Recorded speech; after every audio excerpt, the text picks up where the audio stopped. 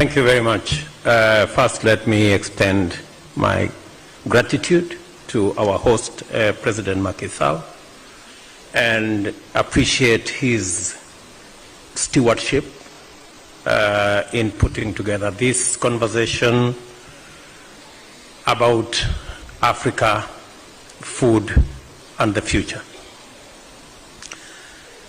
Let me maybe contextualize where Kenya is in addressing myself to two issues, two different crops.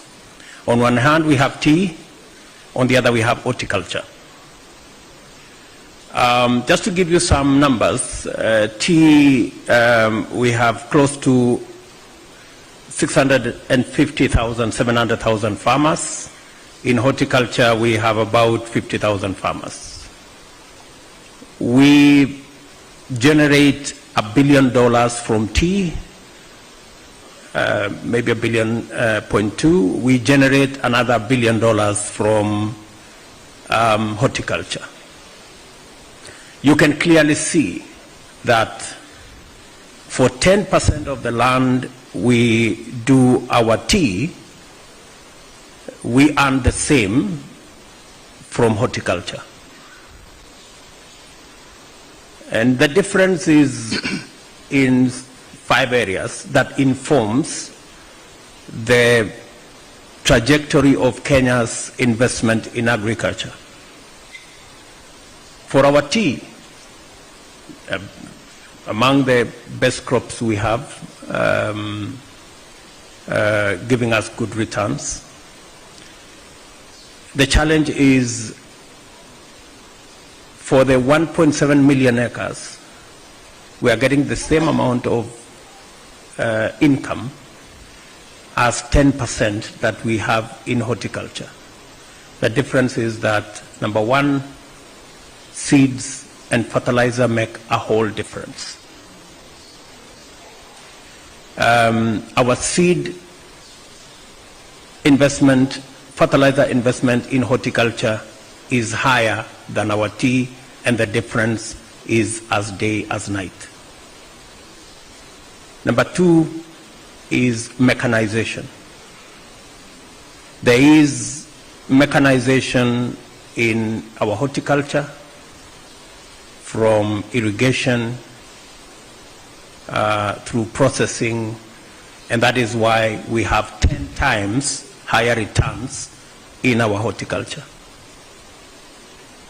Number three is there are more young people in our horticulture than there are in our tea industry.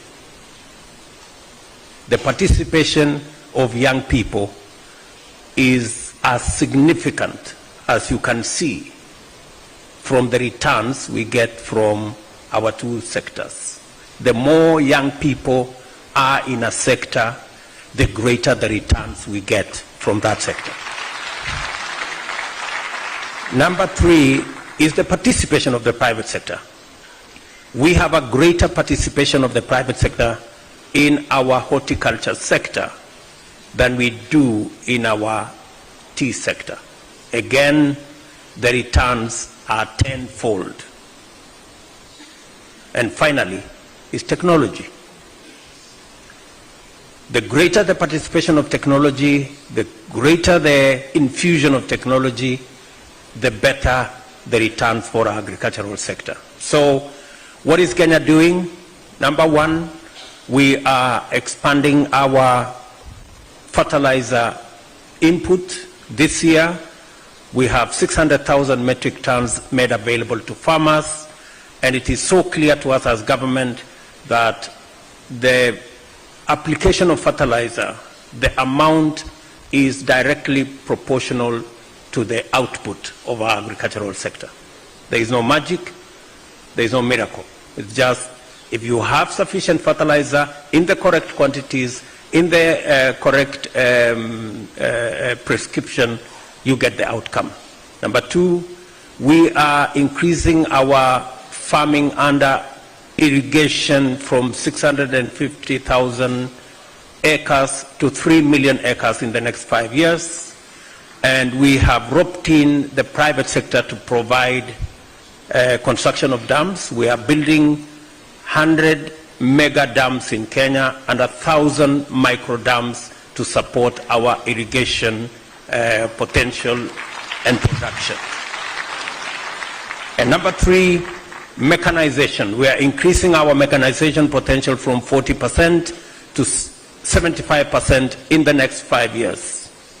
Again, we have an ecosystem that will bring the private sector into the mechanization of our agriculture, again, so that we can progressively walk away, because there is a reason why smallholder agriculture is predominant in our continent. It is simply because of mechanization.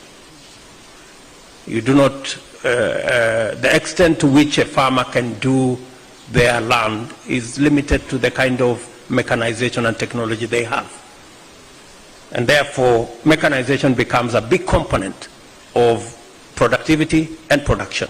And finally, we will be doing our agricultural extension service, supply of subsidized fertilizer on an e-voucher system that is supported by technology, again, to eliminate pilferage, corruption, and to enhance efficiency. That, in our opinion, is the way into the future.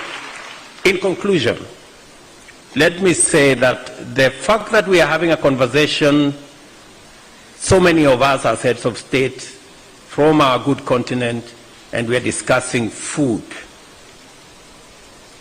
is